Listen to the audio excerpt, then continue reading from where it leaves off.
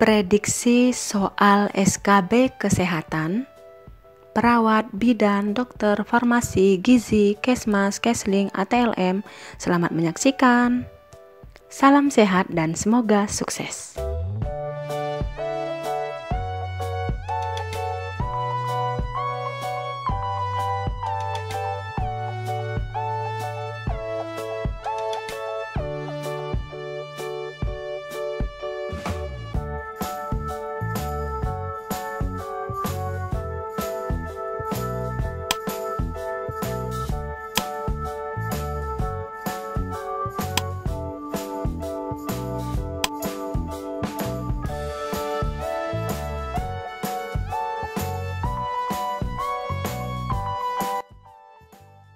Soal nomor 21. Air susu ibu yang pertama kali keluar mengandung zat kekebalan tubuh dan berwarna pekat kekuningan yang disebut A. Susu basi, B. Kolostrum, C. Plasenta, D. Air ketuban, atau E. Imunitas. Ya, teman-teman benar, yaitu kolostrum.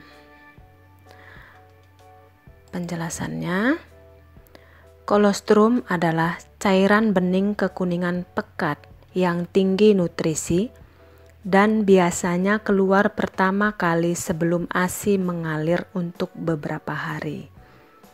Nah, berarti kolostrum ini adalah ASI pertama yang keluar yang mengandung kekebalan tinggi yang baik untuk bayi.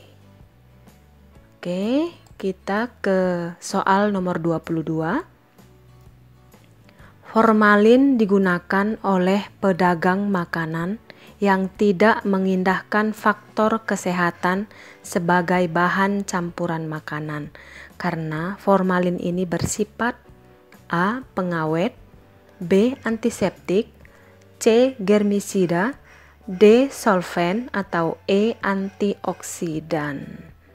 Ya, teman-teman benar, formalin ini bersifat pengawet. Nah, ini dia penjelasannya.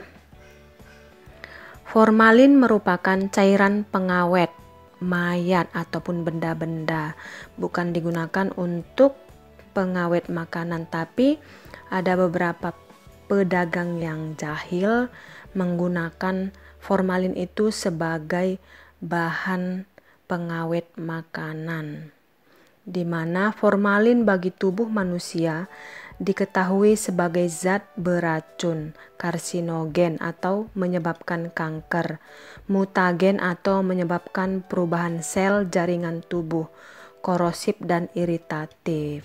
Nah, jadi formalin ini sangat berbahaya jika terhirup oleh pernapasan dan juga sangat berbahaya dan iritatif jika tertelan oleh manusia. Jadi pedagang itu karena formalin ini bisa membuat makanan itu tahan lama, jadi mereka menggunakan formalin sebagai bahan pengawet makanan.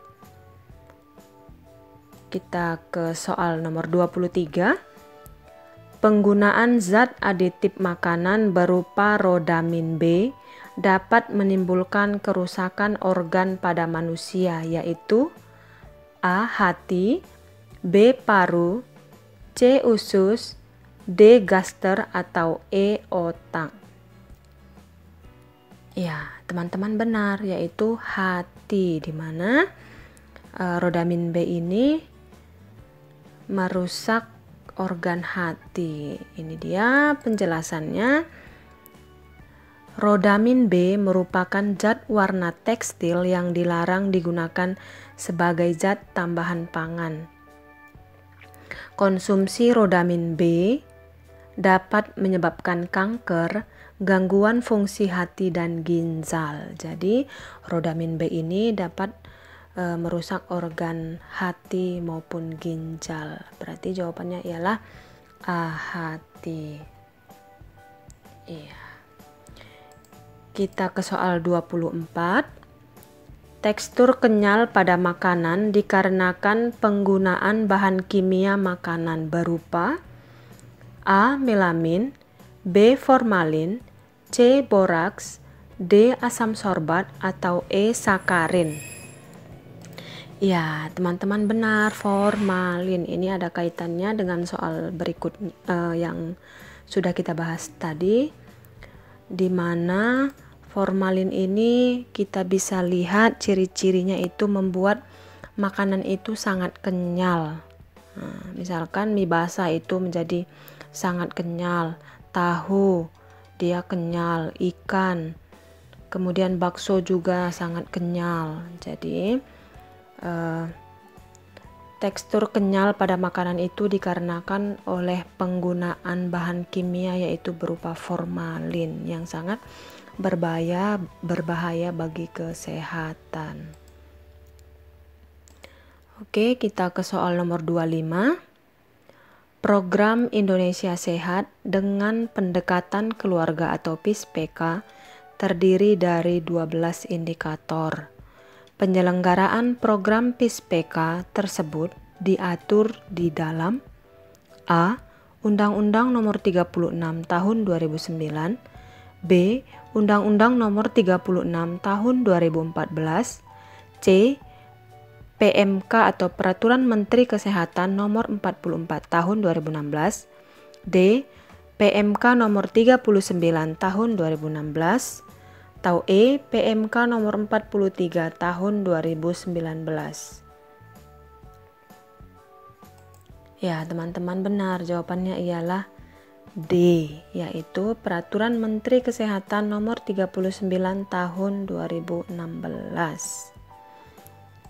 Nah, ini dia teman-teman penjelasannya, di mana Peraturan Menteri Kesehatan Republik Indonesia nomor 39 tahun 2016 yaitu tentang pedoman penyelenggaraan program Indonesia Sehat dengan pendekatan keluarga atau PIS-PK. Nah, untuk penjelasannya di mana Undang-Undang Nomor 36 Tahun 2009 itu tentang kesehatan, Undang-Undang Nomor 36 Tahun 2014 itu tentang tenaga kesehatan, kemudian PMK Nomor 44 Tahun 2016 itu tentang pedoman manajemen puskesmas. Kemudian yang E, Peraturan Menteri Kesehatan Nomor 43 Tahun 2019 itu tentang puskesmas. Iya, kita ke soal nomor 26.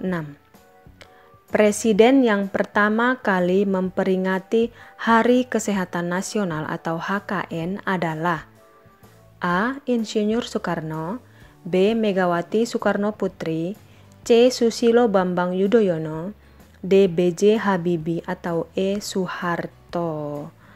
Ya, teman-teman benar, jawabannya ialah A. Insinyur Soekarno. Di mana perayaan Hari Kesehatan Nasional pada 12 November pertama kali, berarti tahun 1959 itu hari pertama diperingati Hari Kesehatan Nasional itu oleh presiden kita yang pertama, yaitu Insinyur Soekarno. Oke, kita ke soal nomor 27. Untuk mengatasi masalah kesehatan dan menemukan solusi yang tepat bagi pengembangan kesehatan masyarakat diperlukan data penelitian kesehatan.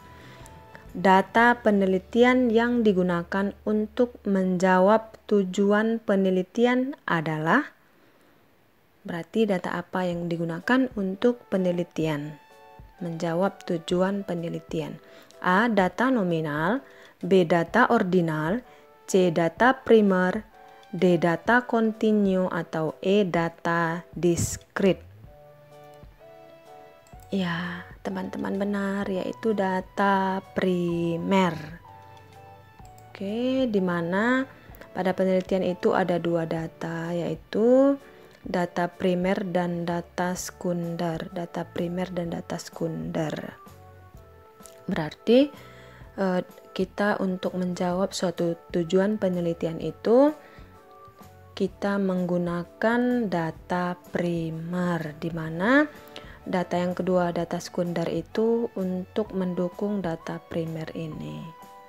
Jadi, data penelitian yang digunakan untuk menjawab tujuan penelitian adalah data primer. Oke, kita ke soal nomor 28. Pada interaksi sosial antara penderita dengan lingkungannya, virus HIV tidak dapat menular melalui. Berarti kecuali ya ini ya, yang tidak dapat penularan HIV itu tidak dapat menular melalui A. keringat, B. darah, C. luka, D. ASI atau E. plasma. Ya teman-teman benar, kecuali keringat. HIV itu tidak menular melalui keringat. Pembahasannya, fakta penularan HIV/AIDS itu melalui darah, di mana HIV/AIDS dapat menular melalui darah. Pada kasusnya, HIV/AIDS bisa menular melalui darah dengan penggunaan jarum suntik yang digunakan bersama-sama, misalnya dengan menggunakan jarum suntik saat membuat tato atau dengan menggunakan nafza suntik. Selain penggunaan jarum, HIV/AIDS juga bisa tertular apabila Anda bercumbu dengan pasangan yang mengidap HIV, di mana ada luka terbuka pada mulut pasangan Anda. Terakhir, HIV bisa ditularkan melalui penerimaan donor darah dari penderita HIV.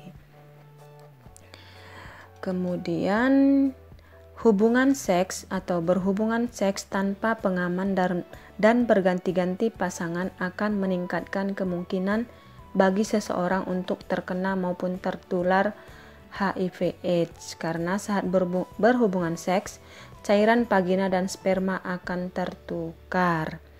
Kemudian penularan yang ketiga yaitu melalui air susu ibu, di mana seorang ibu dengan HIV/AIDS bisa menularkan anaknya melalui ASI. Ini kemungkinan besar penularannya itu sekitar 25-30%. Mitos penularan HIV/AIDS berarti ini tidak benar ya, di mana dikatakan bahwa HIV itu menular melalui udara, itu tidak benar. Kemudian melalui keringat itu juga tidak benar. Saat bercumbu apabila tidak ada luka, ya berarti tidak akan tertular HIV. Kemudian saat berpelukan juga tidak menularkan HIV. Kemudian melalui peralatan makan bersama itu juga tidak menularkan HIV, itu hanya mitos.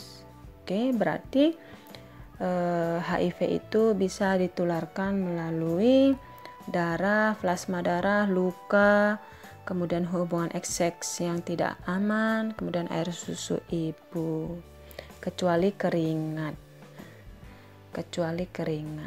Oke. Kita ke soal nomor 29. Pencegahan penularan HIV dapat dilakukan dengan cara kecuali. A. Menggunakan kondom saat berhubungan tidak aman. B. Menggunakan masker dengan filter. C. Ibu hamil positif HIV tidak melahirkan secara normal. D. Ibu menyusui positif HIV tidak menyusui bayinya. Atau E. Menggunakan jarum suntik sekali pakai. Berarti kecuali yang, ya teman-teman benar, kecuali yang B. Menggunakan masker dengan filter. Ini kegunaannya untuk apa? Dimana HIV itu bukan ditularkan melalui udara. Menggunakan kondom saat berhubungan tidak aman, iya itu mencegah penularan HIV. Kemudian ibu hamil positif HIV tidak melahirkan secara normal, iya itu mencegah penularan HIV kepada sang bayi, di mana akan ada terjadi perdarahan, ada terjadi luka. Kemudian yang D, ibu menyusui positif HIV tidak menyusui bayinya. Nah, ASI.